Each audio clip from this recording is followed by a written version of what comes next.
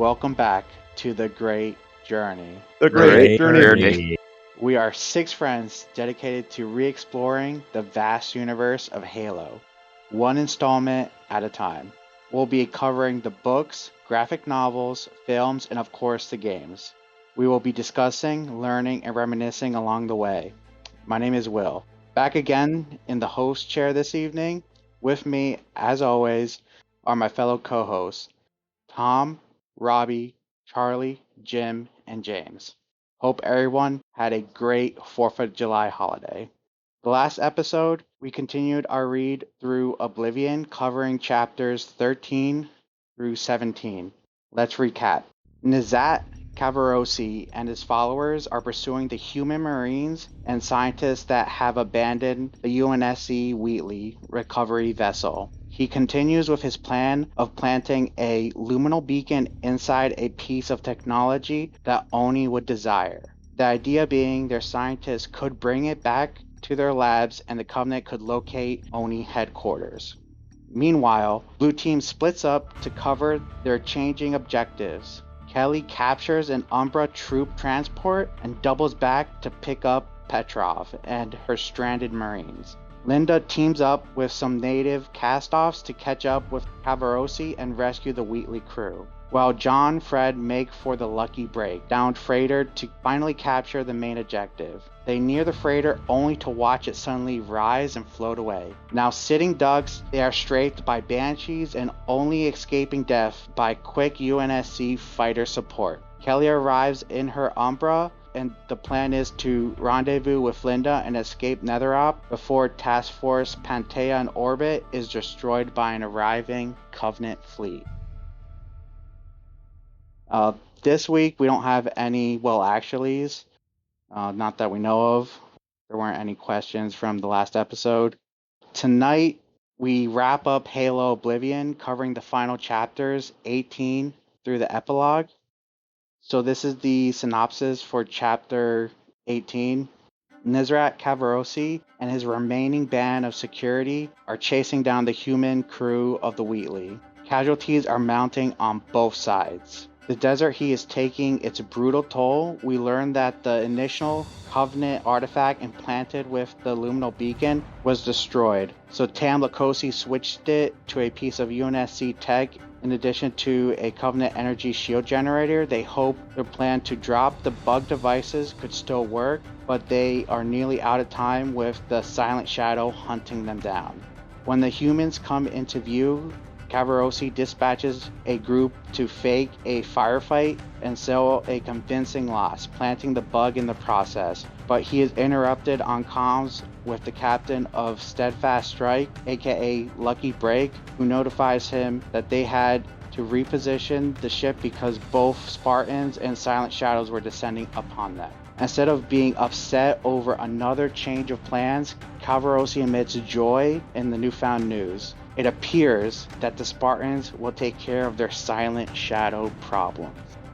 In the synopsis of Chapter 19, chapters in the perspective of John, Kelly, and Fred, we finally get inside the helmet of Linda. Tasked with locating and protecting the retreating crew of the Wheatley, she works with the cast-offs to destroy the pursuing Covenant elite. From a vantage point overlooking the crew, she manages to pick off a number of cloaked elites with her sniper. As the elites close in on the crew, their engineers trigger a well-timed landslide and stall the attack. This gives Linda a chance to join the cast-offs on their crawlers and join in the defense. As the battle reaches its climax and the elites nearly overrun their positions, Linda notices a particular group of elites surrounding a human scientist. Kelly manages to kill the creatures, turning the tide of the battle and forcing the Covenant to retreat. Kelly picks up a misplaced emergency transmitter off the ground, and after no one claims it, takes it for herself. Likewise, the Oni scientist is very interested in the discarded shield tech that can be recovered on the battlefield. They catch their breath and wait for reinforcement. This, real quick, it's Linda, right? That rescues the Oni scientist, right? Yeah, Linda's running around like John Wick in this whole last half of the book. Okay, so yeah, I think that's a typo right there because it says Kelly. Yeah. Oh, yeah. It was Linda the whole other time. Sorry about that. Oh, it's okay. Well, actually, Well, actually, Saves us an LXP from. all right. So, Nizat's plan changes yet again. It seems it's just we're nearing the end of this book, and I can't remember how many times it seems like this whole plan has been changed. It's gotten pretty crazy. Yeah, I mean, and he's stoked at the change of plan where he's just like, okay, I'm gonna let the Spartans take care of the Silent Shadows because the Silent Shadows are like, coming in on him, and that kind of does work out for like a moment, and then his plan goes, you know, back to shit. But we'll get into that in the next chapter. Want to I guess just bring this up because I had to double back later in the book to figure out how many luminal beacons that he had planted because they focused on this one that he changed to a UNSC like locator or like emergency transponder thing. He put it in that thing and he was planting it on the scientist. But we all knew that he had two beacons, right? I was like, "Well, what happened to the other one?" And there's like one little sentence in this chapter that explained that they put it inside of the one elite's like energy shield thing. So I Yeah, don't know if any of you guys like if you had caught that or not because it kind of went over my head at first. Yeah, he had a conversation. Nizad had can't remember if it was in this chapter. It probably was, but he had a conversation with this elite, like being like, "Hey, like your energy shields are gonna be dysfunctional. They're gonna end up seeing you, and they're gonna be able to pick you up, but it's just all for the plan to go on that great journey and." great a great journey. journey. Um, and yeah, and he's like he's being basically kamikaze kind of role to try to get this beacon over to the humans. Right, he was like a martyr, and I thought that was kinda cool how they did that. It's like, "I need you to go and sell a convincing death," so that they think that it's legitimate technology, and, yeah, so they also made a point to, like, bring that up, and it was, important, like, the scientist was really interested in recovering their shield technology, but like I said, it was just this quick little sentence that had explained that he also put one in that as well. So just want to make that clarification. It was a cool firefight, I think, They're the elites were, you know, trudging through the desert. They were all in pretty bad shape, but they still had to go take this fight to them and lose. It sounds like a lot of people on both sides actually. And then you obviously get the perspective then of Right. Linda, who's up on the hill sniping them. It was a cool little action part of the book, I think. I agree. Really liked getting Linda's perspective. The battle is also pretty sick because it's like they're not really even Marines fighting. It's mostly like, engineers and scientists just putting up, you know, the best defense they can. So I thought it was pretty cool how how he wrote the battle, the two warhogs, and it was cool. Just quick thought I had, like going back to the luminal beacons. Do we know how small they are that they could fit it in all these devices? I mean, I'm kind of almost picturing that they're like kind of like almost like a GPS tracker, if you will, except I got Forerunner better.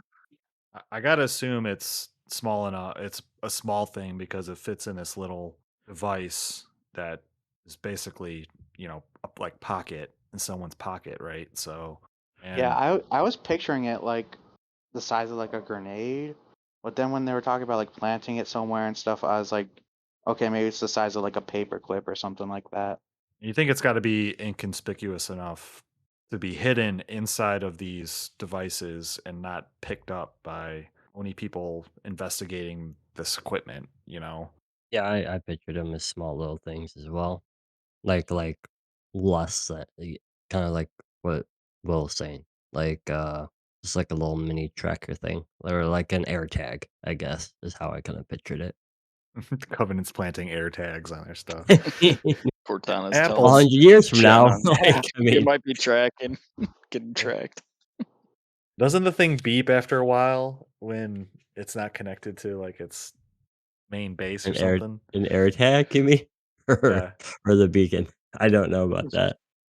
That'd be The funny ones we though if have they, don't beep. Yeah, but I'm pretty sure they do. I thought like that's how you know if somebody air tagged your stuff. I mean, we have 2 air tags, and I unless I don't know. I don't know. I've never heard them beep. But I mean, they're always basically at home or in the car, so maybe it doesn't go out of range or whatever. Anybody have anything else they want to say about chapters 18 or 19? I want to bring up the fact that it was something that Nizat had said in this chapter, and I had brought up a few other instances in this book where like he was consigned to his fate in the beginning. You know, he knew that what he was doing was not vindication, would not get him vindicated in the eyes of the Covenant, more so in the eyes of his gods. But then there was a little sentence in here that kind of went back on that, so I'll just read it. It says, with the silent shadow closing in on him, their scouts had certainly discovered his infidel savage ship by now. The success of his plan, his only hope of redeeming himself with the gods as well as the prophets, rested on the abilities of the marksman. Here he says, redeeming himself with the prophets. So is he like it seems like it's slingshotting back and forth here. Does he think that this mission, if it goes well, would he get back into the Covenant? And I know we kind of already discussed this, but you know, it's just another instance where I thought we had decided that his fate was sealed, but he thinks that he can still be redeemed. You know, just curious what you guys think. I think he's definitely, trying to redeem himself to the prophets. Whether that would actually work out, we've discussed, like, I don't think it's possible. Like, he's already screwed up his life. It's over. It doesn't matter if they destroy all of Oni and his plan works. Well, But what do you think, Charlie? Do you think, like, he's trying to, like, redeem himself to, like, the gods and to get onto, like, the great journey? I prefer the view that he knows that he's dead. He's a dead man walking, but he can still complete this mission and be redeemed in the light of his path with the gods.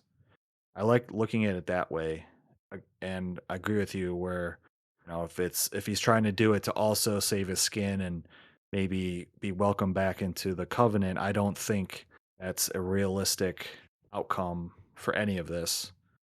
One thing that can't be questioned is, like, he is definitely a man of faith. An elite of faith. Like the way he talks and stuff. He's always talking about the great journey and The great journey. path. Great journey. Yeah, moving on to chapter 20. Meanwhile, John, Linda, and Fred, along with the remaining Marines and band of cast-offs, makes for the Wheatley cruise location as quick as possible. John continues attempting to reach Linda on comms as well as the rest of Task Force Pantea in orbit, but is unable to get through.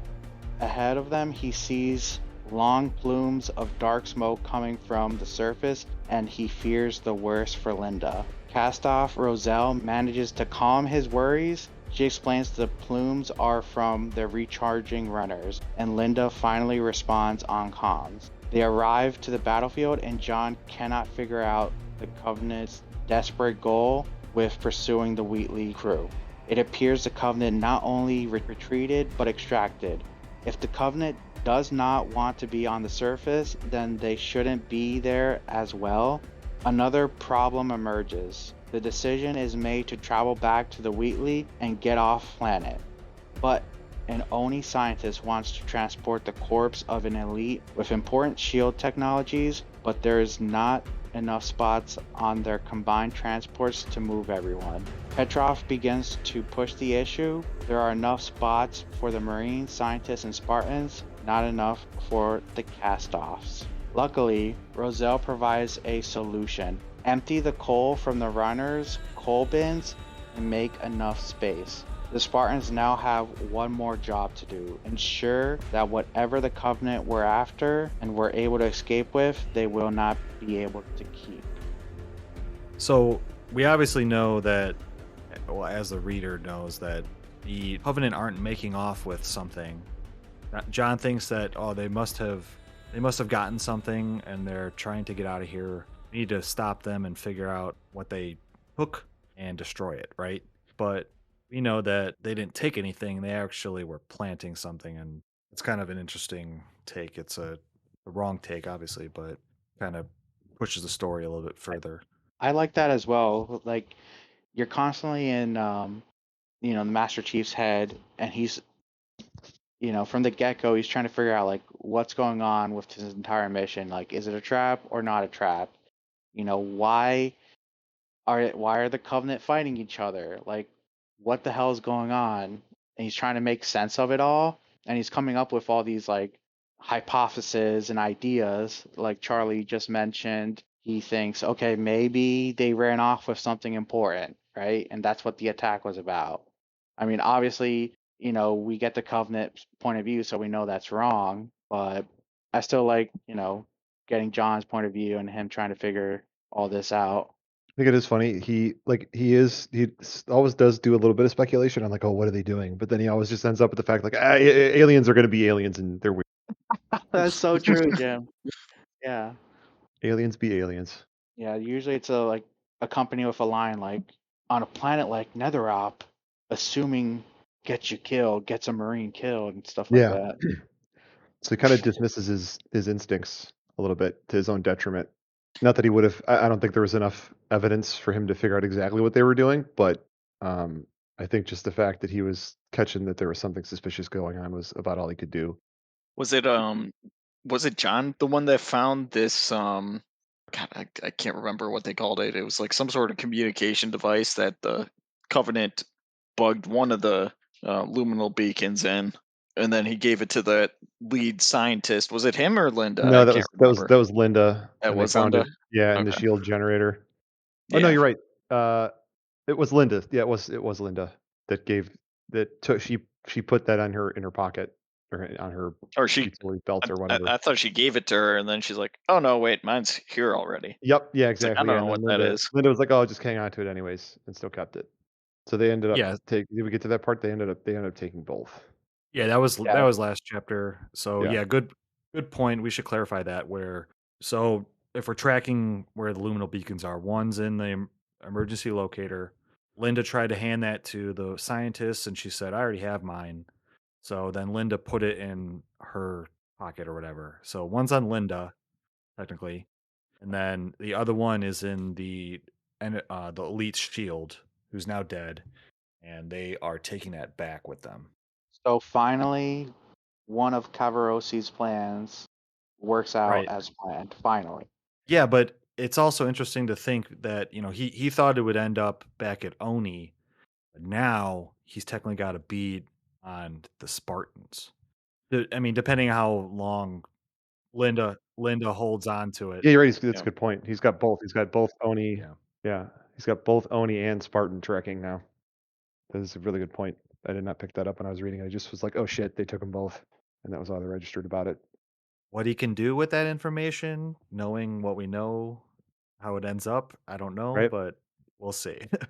But he accomplishes his mission basically, though. Yeah, that's true. So he might be redeemed. Who Mhm. knows? The Hey, eyes of the I god. wanted to extrapolate, Jim, on your point, but now I can't remember what were you saying before all of this? Oh, that Master Chief really was kind of seeing something suspicious based on Covenant movements, but Yeah, didn't really have enough right. information to figure out exactly what was going on. Okay, yeah. So I I wanted to extrapolate, Jim, on what you were saying earlier, where yeah, we like John kept saying, oh, it's aliens. We don't know what they're thinking. Who knows? It's just aliens being aliens, sort of idea, right? And previously we had talked about how the Covenant kind of always underestimates humanity, and they think they're better than humanity, and that might get them in these situations where we can take an advantage of them being, you know, sort of arrogant like that.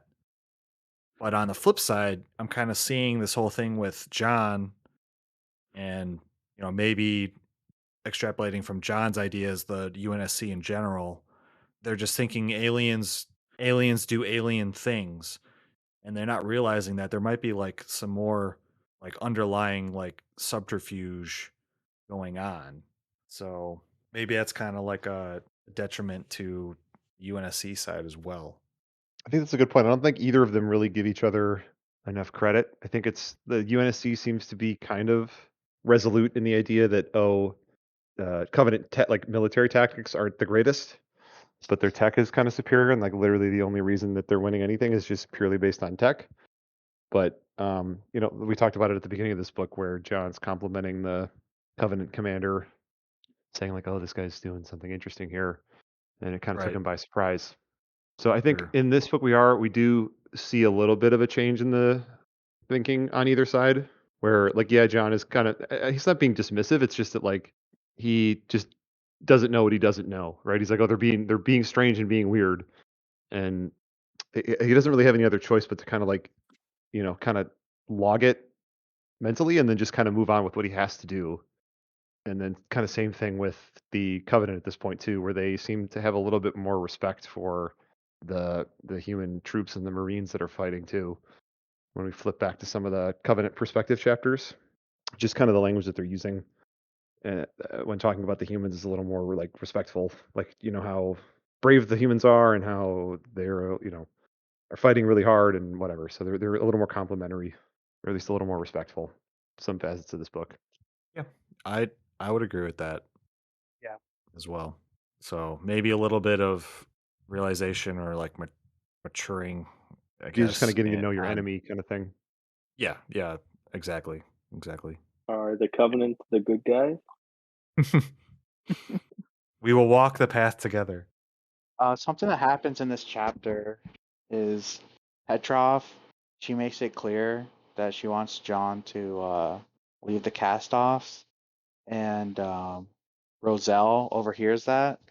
And John, he's trying to find like any way of like rationalizing why he can't do that. So he's like, this would be illegal to do under like these laws, or I think he mentions like, the UNSC something, and then also like the colonial something. Of course, like nothing pops up, but that doesn't like deter him either way. He's like, we're not leaving these kids regardless. So just showing again what a stand-up guy John is, even at his young age. He's not letting a officer tell him what to do. Yeah, I also think that's a good like the point about Petrov or Roselle overhearing that conversation with Petrov might be important. So I kind of want to log that idea for later discussion. All right, anybody have Um, anything else they want to add about from chapter 20? I just wanted to say that like this book kind of he's been throwing out all these sort of like red herrings, I guess, for lack of a better term. For example, like John, like he sees all this smoke coming from the battlefield ahead of them and he's all worried and stuff. Well, it turns out it's just them charging their batteries, you know. that was really funny. Yeah, it was like 2 seconds of anxiety, Yeah, and then it was literally like one sentence later. right. And then Petrov is like, "Oh, we don't have enough space." And then the cast offs are like, "Oh, wait, let's just empty our coal bins." And then like Yeah, that what I problem do. like immediately like resolves itself, you know. It's kind of like they're throwing these like quick like Right. issues that just it almost like takes it's like a filler for a little Well, bit, the and same the then same thing happens with Calvarosi when it's just like, was it the silent shadows are coming after me? Oh wait, no, the Spartans are here too. Same thing, yeah, same kind of situation. that's I guess that's kind of fair. I kind of like that one though, where You like that Then at one? least there's like a literal conflict that then yeah, like some of them they shoot down a Yeah. banshee or whatever, right? And so there's something going on there. But yeah, the other ones, Charlie's example is just like one sentence later, problem solved. Yeah, there's more build up for the Yeah. Kvarosi one. Yeah, the Silent Shadow thing, it's almost like an enemy of my enemy is my friend. I think Yeah. I think Nizet even says something like, could the Spartans, help me in this problems or something like that. So If from the gods. That's right. Gift from from the the gods. gods. And moving on to chapter 21. Blue Team and the remaining Marines are back on board the Umbra and chasing down the Covenant elite. They come up to a large thicket of spiny, tall, succulent plants. Fresh tunnels through the obstacle indicate they are on the elite's trail, and John orders everyone to disembark. He orders a hotline extraction in 15 minutes and they pursue on foot. Inside the thicket, Blue Team is able to fight off a planned ambush with the help of the Marines. They emerge on the other side of the Covenant freighter, Lucky Break, in sight. But in zooms an enemy transport to cut them off.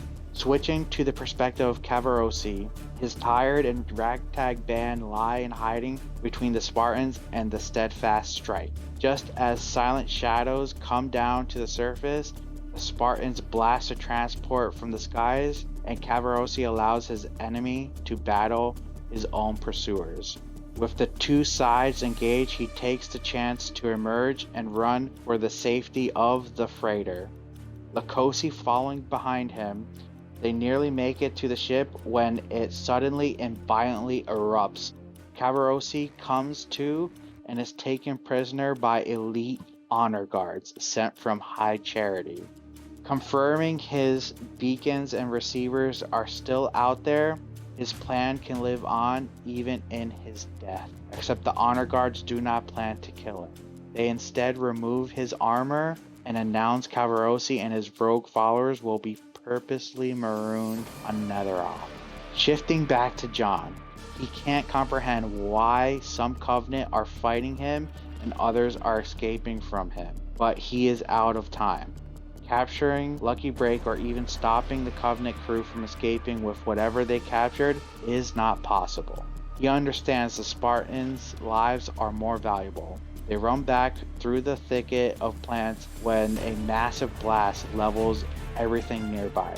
He gathers his bearings in time to join the Marines as a Pelican deploys for their hotline extraction.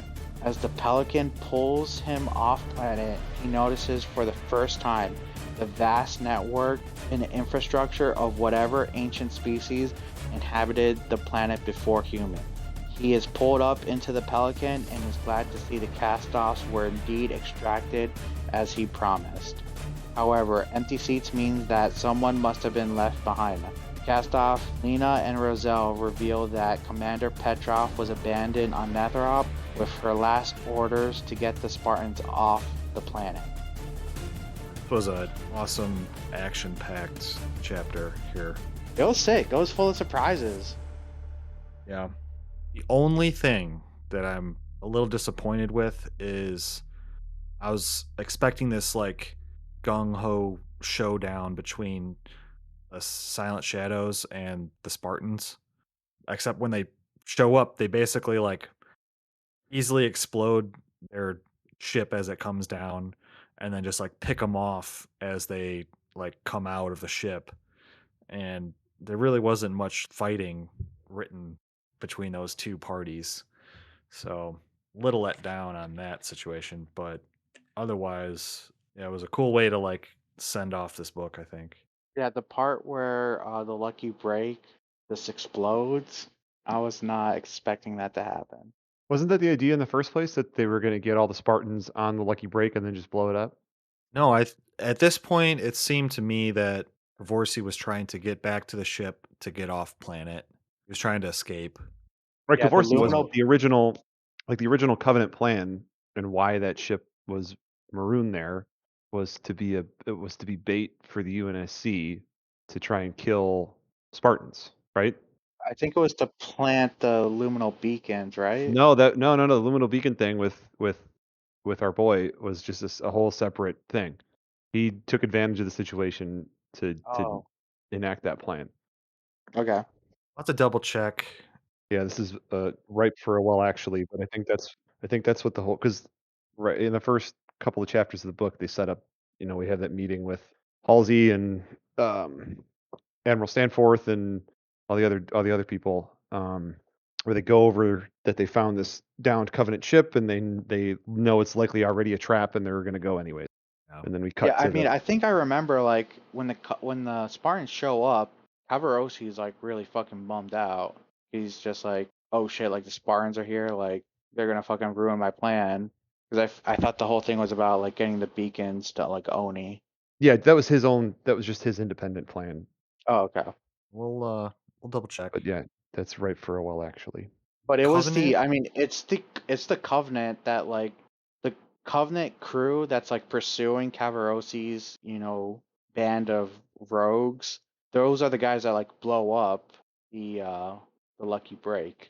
Right. Because Kvarosees like, let's get on, let's get the fuck out of here. We planted our luminal beacons, and then that's when the silent daggers or whatever they're called Yeah. start coming down, and then they just blow up his ship.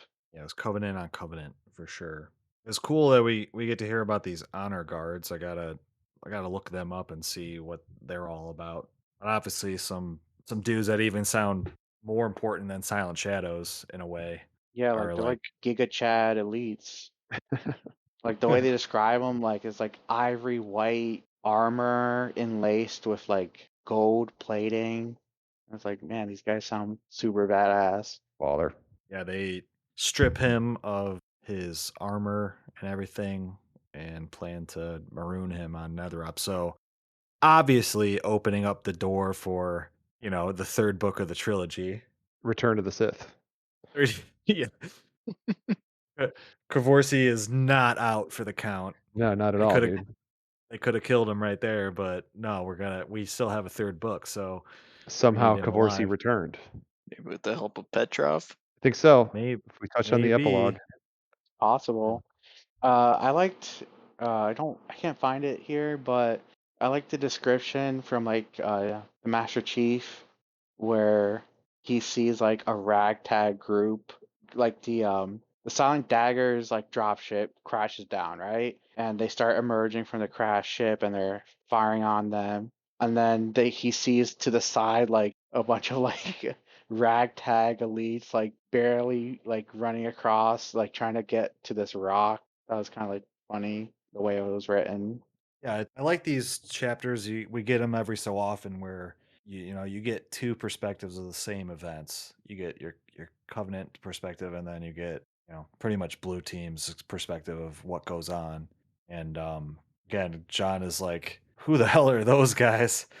Yeah. And they're running away. Yeah, it's cool that like both the elites, I mean both the Covenant and the humans like really get put through the ringer on Netherop. Like the planet literally like kicks their ass. I was going to bring up that point too. That's cool. It's fair to say that like both sides kind of lose in the end in this one. It seems like, I guess. Well, not No, I really, mean, yeah, because Kvarorsee actually Kvarorsee did. got his yeah. Obviously he paid the price for that. And then on the flip side, the Spartans are like, we're here to capture a ship that just exploded. We lost a ton of people on the planet, and it was almost like a wash, I guess, is a better way to put it. I think the Covenant still came out on top once they figure out that Kvarorsee got the beacons in UNSC hands and they understand what that means. Then that's a huge win for the Covenant. I agree with what you're saying, Jim, but the problem is yeah, they got the luminal beacons planted on the humans, right? And the whole idea is they're going to take them back to Oni or wherever, and they're going to be able to follow that signal. But the only people that know that the luminal beacons are with the humans are Kvarorsee, who's stuck on this planet, marooned, and then his the two ships that were able to escape the battle. I can't find his name, but that one dude, Yeah, the other dude. commander, the guy that's like called a coward a few times throughout. Yeah, the they book. really they call him Wayodosi. yeah, they just yeah. constantly calling him a pussy. Like every it's time like- he gets mentioned. And I mean, they bring up like, is Wayadosi even going to be able to even do anything with just his 2 ships? Like, he won't be able to like show up and destroy Oni with just his 2 ships. So that kind of like, I don't know, makes it even more of a wash unless.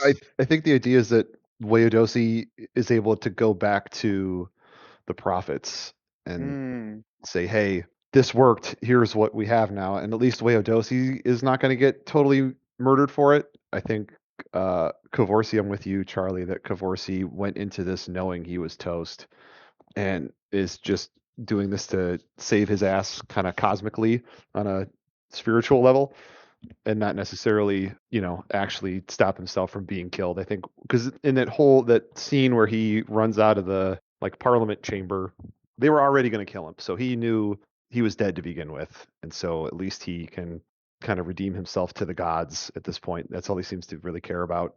So whether or not these other guys, his helpers, are, I think, a little less likely to be killed if the plan was a success. He that's a good almost point. seems kind of delusional just in general, just throughout this whole book. He's Yeah. like, oh, well, I've know the demons, so the gods want me to do this, and then the Spartans show up and like, oh, the gods wanted the demons to come save us from the silent shadow because we're on the right path to the great journey or The Great whatever Journey. it is. Then go down. Great journey. Yeah, so I feel like he's a little delusional, but Hilo Delulu. makes for a fun character. Unhinged. Unhinged. Unhinged. It's That's a fun. good description. Yeah, that's good. Yeah. It is. He does have a good motive. I think that's in writing terms called his motivation. He has good motivation. A little piece of like elite culture that I liked is when the honor guards show up, they don't even bother to have their like, from I understand, from the way I read it, like they don't bother to even have their hands resting on their swords, and that's like a huge, massive like insult. I like that little tidbit, and like Kvarosi like says to himself, like if he wasn't so fucking just completely, running on fumes, like exhausted, he would have like attacked them on the spot for like disrespecting him that way. I agree with you. Well, that is quite like those little cultural tidbits. Anybody want to add anything else about chapter 21? Just nice, they had a hot insertion and then they had a hotline extraction. I was hoping somebody would call that out. Nice. Hot I was surprised you extraction. didn't, Jim. I was waiting. I didn't want to take all the low hanging fruit. Okay, so there's something major about this that like doesn't add up for me is the as they're extracting, the chief can see that basically there's this whole civilization, on this planet, an ancient abandoned civilization. And I'm not entirely sure it's like Forerunner, but they don't really, after they leave this planet, they don't bring it up again. So it's like you would think, the UNSC is so desperately trying to get their hands on Covenant technology. I mean, that's what the whole point of getting to going to this planet was to get the lucky break, get some alien technology, and but here you found a whole different civilization, and there's no desire to go through that civilization, see what you can uncover, like send scientists there. Obviously they have like some interesting technology, like the runners that the cast-offs were using. Like you would think like, okay, we weren't able to get a Covenant ship, but maybe we can find something else in this ancient civilization's like city. I kind of agree. Like Yeah. that kind of goes into more of like, in other Halo media we've read, like Oni has access to Forerunner tech, but like they don't seem as impressed by it then as in regards to like what Covenant is doing, right? Which is kind of weird because like the Forerunner tech is obviously way more advanced than Yeah. Covenant tech. So like I find that interesting that yeah, for this planet, there's like this older civilization we just don't. It doesn't seem like anyone cares. I think it's because they bring up the fact that it's like fucking coal powered. So from like a historical standpoint, cool and would be like a good archaeological thing to explore. But I think that maybe the Oni people already realized that there's nothing super advanced here. At least maybe that's their perception. I If think like somebody comes down to Earth in the 1800s and they see a bunch of steam trains, but it's aliens with interstellar space travel, they're like, yeah, that's cool. You guys are still burning shit for fuel. Not worried about you for a while. Yeah, right. This is thought, doesn't. Yeah, like that's neat. yeah, That's really cute, guys. Yeah, really cute. I kind of thought there was a bigger reason that they kind of touched in the yeah. epilogue on why they didn't go back. Yeah, knowing what I know about Halo lore, and especially 343 Halo lore, I am very certain that we're gonna get to that at some point. What this Well, might be. I have I guess like that's the question is like, is the civilization they found, is it Forerunner? Because I kind of like lean on the side of like, I think they found something else. I'm gonna Um, I'm gonna hold yeah, I was my gonna say we'll hold off. thoughts. We'll eventually I believe we'll eventually understand what this is all about. All right, so going on to the epilogue. John is invited to a debriefing on board the cruiser Everest with Vice Admiral Cole of the UNSC, Vice Admiral Stanforth of ONI, and Dr. Catherine Halsey in attendance. Seated across from them are the cast-off children, Samson and Roselle, who had assisted Blue Force in escaping Netherop. The reason for the meeting is to ascertain why Petrov was left behind on the planet. John can only tell his version of events, and the castoffs are reluctantly vindicated of any wrongdoing. Cole surprisingly fulfills their promise of a sharp fin corvette and to their request to station at Gao, a well-known insurrectionist planet, and where Hector Nieto is rumored to be holed up. The children depart with John, and they wonder if they will see each other in the future. The epilogue then shifts to Nizat Kvarosees, losing his mind and track of time back on Netheroth. He was stranded along with his accomplices, but they do not appear to be the only ones left behind. Nizat observes a human woman cooking by the fire. Despite Lakosi's suggestion to kill her for subsistence, Nizat merely continues to watch from afar. Perhaps his gods have brought them together for some greater purpose.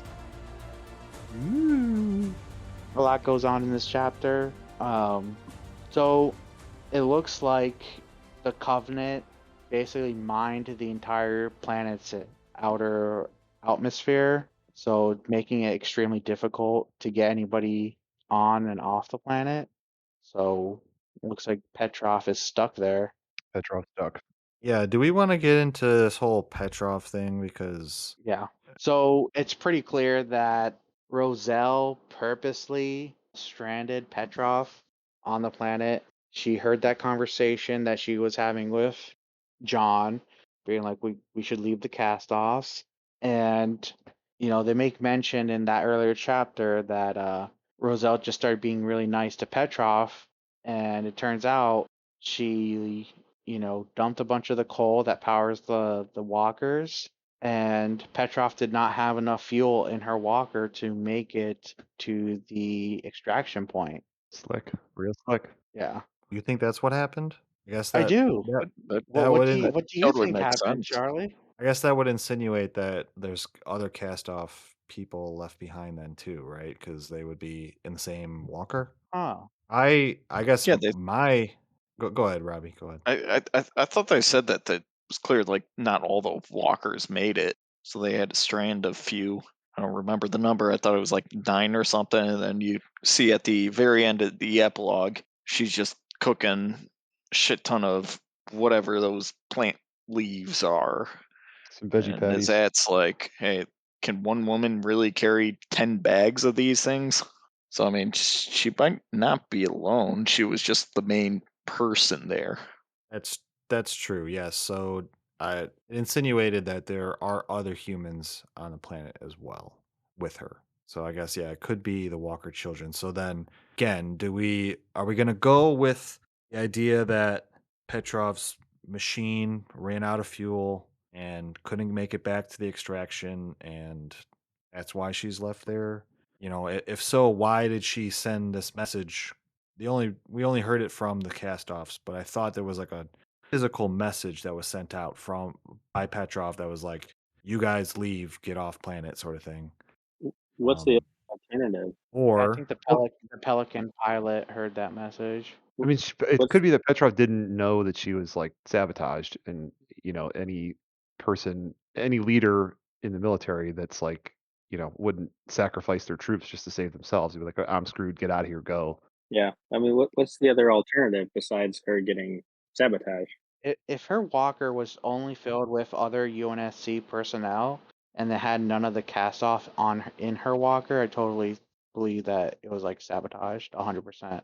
But if there was other cast offs in her walker, then it makes it harder for me to believe that it was sabotage. But I'm leaning on sabotage.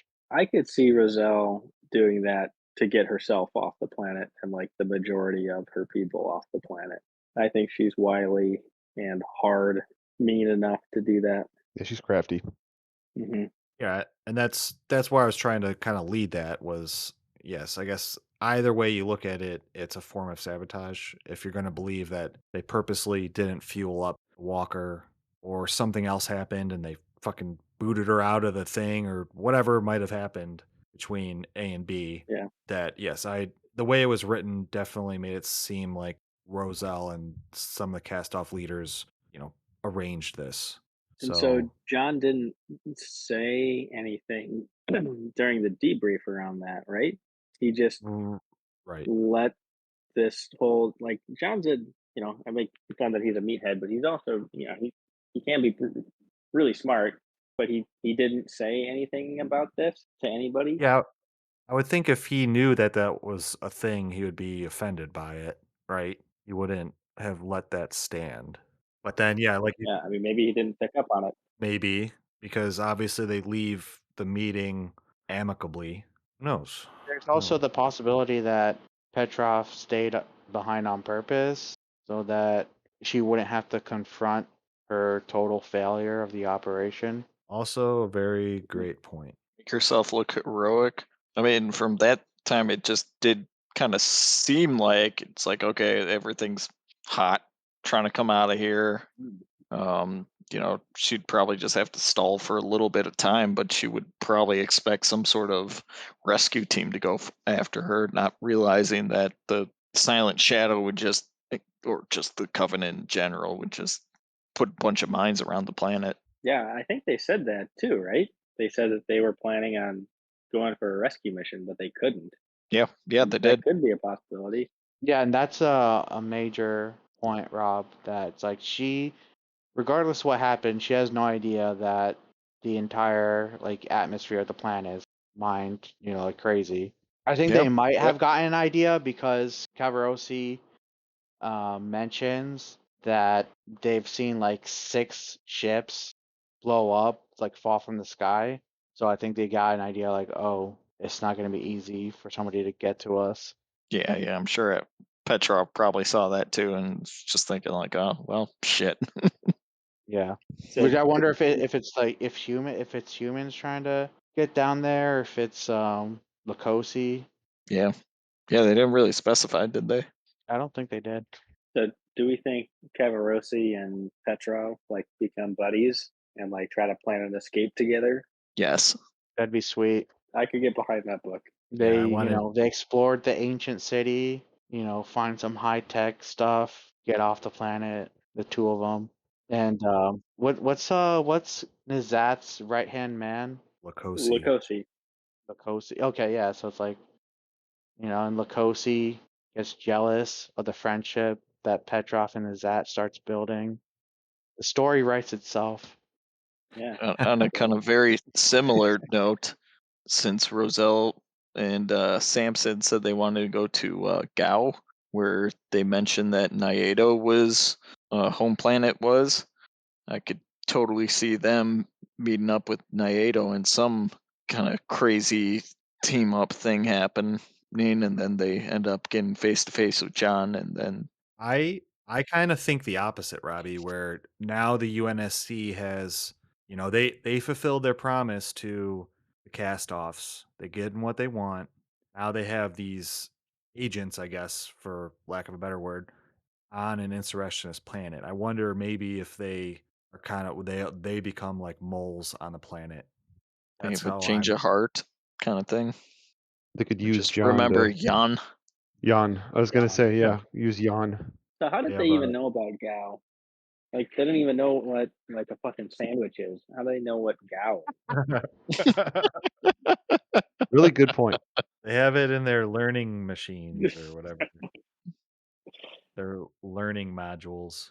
But not the I concept of think time. they just like dismiss it offhand. Like she says something along Roselle, I think says lines like, we've heard that Gao is a free planet or says something along From those who lines. though? Like fucking Yeah, who? right. Yeah, who? The whatever learning modules they had updated, 100 years ago when their ancestors first got there said Gao is a nice place to be. And a lot can change in 100 years. And that Totally. the epilogue kind of said that too. Like John almost like winced, he's like, ooh, when they mentioned Gao, and he's like, maybe we should tell them that it's like this It's a shithole. shithole that's been overrun. But hey, that's where they want to go. We're gonna take them there. I like the conversations between like Admiral Cole and Admiral Stanforth. You get the impression like Stanforth's kind of an asshole, but I no, I Cole seems to have Spartan's back.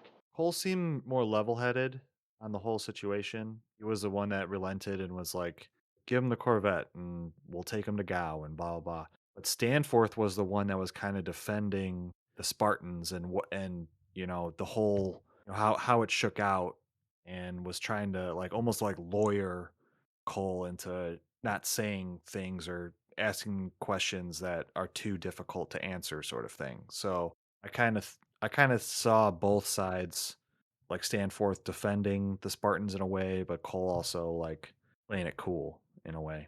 And was Stanforth the one who was like leading the naval battles in Reach, No, Good or question. was that somebody else? Because the name sounds familiar. That's another well actually. Hieronymus It was Hieronymus Stanforth we were talking about in Reach, was it? Let me just check it out. That's a crazy name. His first name is Hieronymus. Love it. We looked it up. It's Greek for something. I was gonna say it sounds like the name of like a dinosaur. Hieronymus Bosch. He was like a Renaissance painter. Michael Stanforth, he's the guy that he's the battle in Reach. Stanforth? Michael Stanforth? Yeah, Michael Stanforth. But I mean, No, how old is Hieronymus this Stanforth. guy? Because Reach doesn't happen for like 40 years from now, right? So is Michael Stanforth like Hieronymus Stanforth's son? Oh, Grandson? we're gonna make this amendment right now, so there's no actually. His name is Admiral Hieronymus Harold Michael Stanforth. So it is Oh, the same guy, but Harry. he's actually of the UNSC. Oh, but he also served as the head of ONI as well. So I wasn't completely wrong there. I mean, how old is he in the Battle of Reach? Gotta be ancient. Yeah. If John's like 45 or whatever at Reach, then I mean, Stanforth's gotta be probably in his 70s. Age 66. Okay. But he's a young ass admiral in this, leading Oni. Hold on. So if he was 66, 65, 66 at Reach, like what, 30 years later? So he's like 35 right now. Yeah. Yeah, the math is not mathin'. That's That seems quite young. extremely young for an admiral. Like 2503, Stanford has risen to the rank of admiral. So that mean he's like 17? Maybe they had a Jeez. like child super soldier. yeah, they had a child super admiral program. Apparently, the youngest admiral in the U.S. Navy was 44. Like actual history wise. Yeah, actual history wise. Okay. Yeah, so reading up on Stanforth, he was the head of Section 3 of ONI from 2512 to 2530. So that would have been right in the middle of this book, correct? Yeah. So Epilogue takes place 2526. So he is currently the head of ONI as well. And then later, the main naval admiral at the Fall of Reach. Was Stanforth a Nepo baby? Hmm. No, Boy. his biography begins in his early career, where he had risen to the rank of admiral. So I don't have anything. Perfect. No previous job Yeah. experience before Admiral. Straight to out of school, straight to admiral. So in answer to your question, probably most likely Nepo. What do you guys think of the book as a whole? Yeah, we got past this. This is the second book in of the trilogy. I think it's great. I was really expecting to see Nieto in this book, but he doesn't show up. So maybe in the third book they wrap up that story thread, Seems likely given the ties in the epilogue. and hopefully we get to see what happens to Petrov and Kvarosees. I think it really picked up towards the end there. The first kind of 2/3 of it was a little, I don't know, it just didn't grab me the same way some of the other books did. But then, once the climax of this book was really good, and the way that the storylines kind of tied themselves up was really satisfying. So, and it does leave a lot of fun cliffhangers for, Kvarosees coming back. They dropped Naito again, so he's for sure coming back in something. Do we know if Yeah, I agree. if it's the same author for the third book? It is. Okay. Nice. Yeah, I wasn't really expecting this book to just be on Netherop for pretty much the whole time. I mean, it kind of felt like it was kind of slow on Netherop at first, but it really just like kept building and building, and I loved all that action at the end. That was pretty awesome. Yeah, I agree with Rob. Especially the battle from Linda's perspective. I think she's such a badass over a sniper gun, like taking out Yeah, elites left and right. Super cool character. One of my favorites. Yeah, it really showed you how powerful like one Spartan really can be with under the right circumstances. Like she was taking out silent shadows like it was nothing. yeah. All right, so anybody else have any? I Oh, Yeah, I got something interesting to put out here to you guys. yeah. Three books in the Master Chief series. Obviously, Silent Storm. We just read Oblivion. Third one is Shadows of Reach, all by Troy Denning. But I just found out that there is a fourth one that hasn't been released yet, Oh, coming out Oh, it's in the works. later this year in the works. It's written by an author named Kelly Gay, called Edge of Dawn. Oh, So when was Okay. the first book released, published? Silent Storm. I know, but like, what do we know? What year? Silent Storm. 2018, Silent Storm. 2019, Oblivion. 2020, Shadows of Reach. Oh, there's a big gap. Okay, so maybe all the loose threads and everything not get resolved in the next book. Maybe. That's gonna be another book we're gonna have to add to the docket. Because it takes place after Halo Infinite, so we've got a while to go. Oh. All right, so another book down. Time to clown. We now switch to our season 2 PvP tournament, but first, a message from one of our sponsors. Stranded on a glassed colony, dropped off by a malfunctioning pelican, ship AI gone rogue again, or just forgot where you parked your longsword, the Everlight SOS 79 beacon ensures you're never left behind. Their newest model comes equipped with quad-band quantum burst transmissions, cuts through Covenant jamming, Forerunner interference, and even subspace abnormalities. Oni coded distress protocol triggers priority search patterns from UNSC patrols, Oni Black Ops, and even Spartan recon team. Hardlight encoded shell survives plasma strikes, cryothal drops, and even a boot of a brute. AI link ready. Plug your smart AI directly in for encrypted survival forecasting and rescue route optimization. 120 years power cell, because maroon doesn't always mean short term. When hope fades faster than light from orbit, make sure the universe still hears you scream. The Everlight SOS 79 beacon is now available at most major retailers this side of the Milky Way. Use of this device in Forerunner structures may trigger defensive mechanism. User discretion is advised. So don't end up like the cast-offs. Get yourself your Everlight SOS. So you don't end up like Petrov and Kvarosees. You can send for help. People know where you're at. Don't get cast off. Yeah. I hate Yeah. getting marooned. It's the worst. Yeah, stuff of nightmares. So now on to our PvP tournament. Here's your recap of Season 2, Match 13. Robbie provided the place and we took the time to battle. We duked it out on a Crazy King match played on Epitaph in Halo 3. Robbie got the moves and held the hill for maximum points. So here's the updated tournament standing after our 13th match of Season 2. James is at the top with 48 points. I'm in second at 37. Robbie's in third at 33. Charlie is in fifth at 32. Jim is in sixth at 19, and Tom is in last place at 16. I think We only have 6 of us. Yeah, that's what Yeah, we're wait a minute, doing. yeah, hold on, number. hold on. Well, let's bump them down. We'll just. What? Poor Tom. Tonight I will serve as both your host, but also your great match facilitator.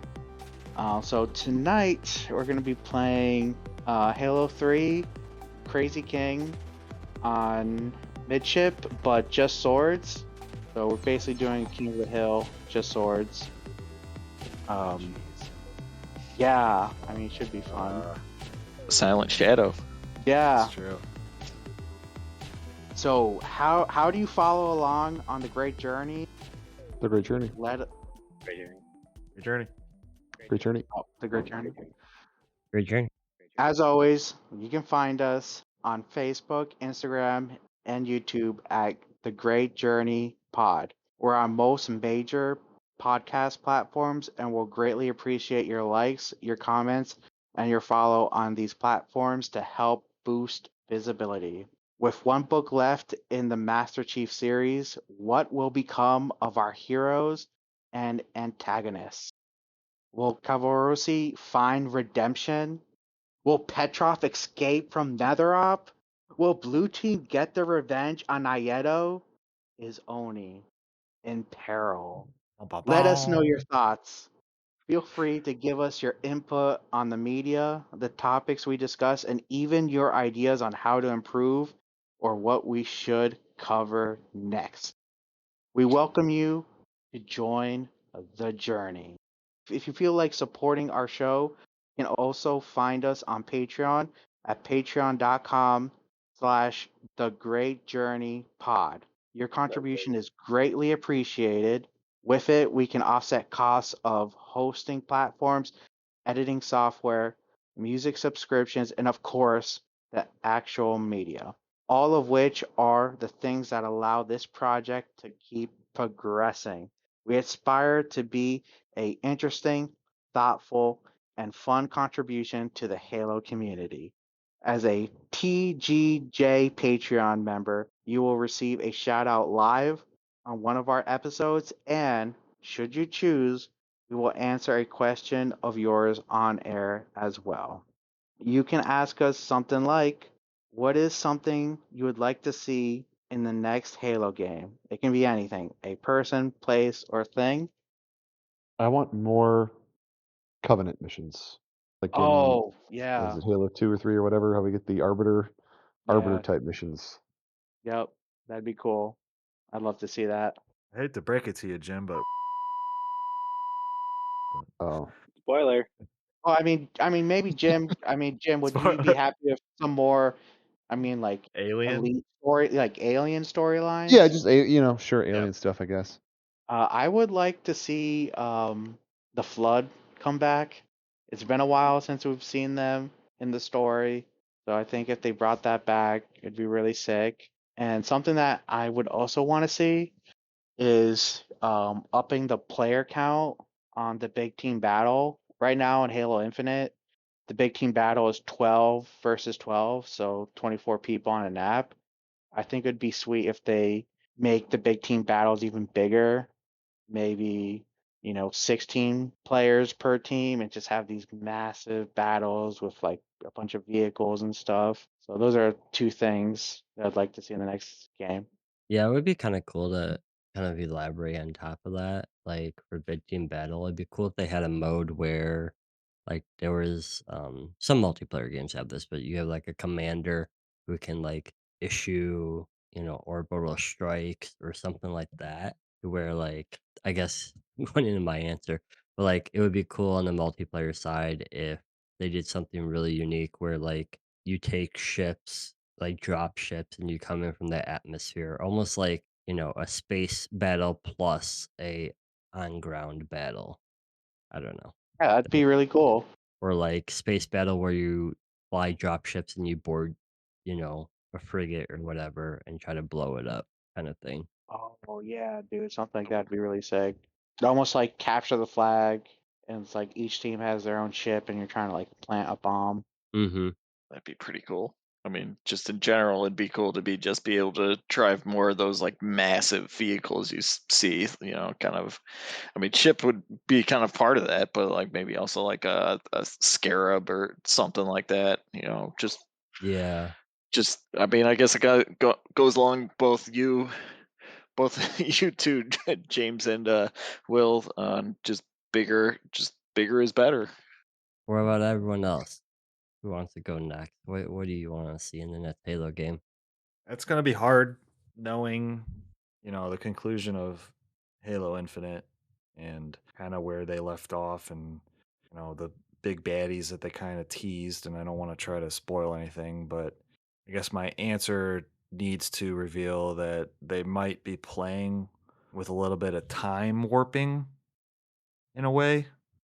So knowing that, Chief theoretically is, in his 70s at that point, and even that actor that plays Chief is getting older, maybe somehow warping the timeline of the current, where we currently are in the franchise, and maybe seeing other things that either happened in the past or in the future, I think would be interesting. I was just gonna say, I just wanted to add to what Jim was saying, like without really spoiling anything. Um, in Halo 5, there's a lot of cool stuff I think happening with the elites and the arbiters, and I think if they were to explore those stories there, it'd be really cool. Yeah, the next thing I was going to say is maybe it doesn't even have to be a Master Chief story. Like we've seen stories like Reach and ODST do well that is set, in the same universe obviously, but seeing it from different angles and different characters that, isn't Spartans necessarily. Like it'd be cool if they could just kind of branch off and give us different perspectives of, the universe in that respect. Yeah. Alrighty, all good answers. I'm sure I know they're working on a remake right now, but we'll see what comes after that remake. So we've closed the pages on another novel on our season of novels, but we're not done yet. We conclude season 2 with one more book, The Cole Protocol by Tobias Buckell. We cover the prologue through chapter 10. Thank you, listener, for taking the journey with us this episode. We'll see you back here for the next thrilling installment of The Great Journey. The Great Journey.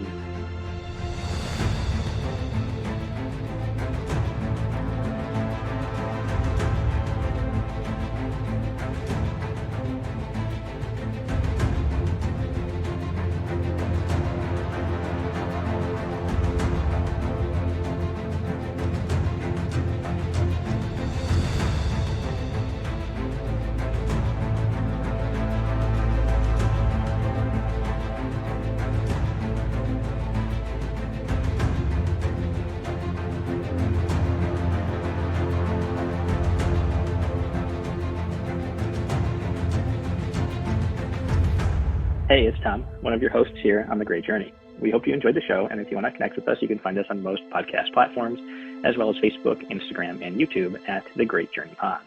If you'd like to support the show, you can do so at patreon.com/The Great Journey Pod. Thank you for listening, and we hope to see you for the next chapter of The Great Journey, The Great Journey, The Great Journey. Yeah, like they're like Giga Chad elites.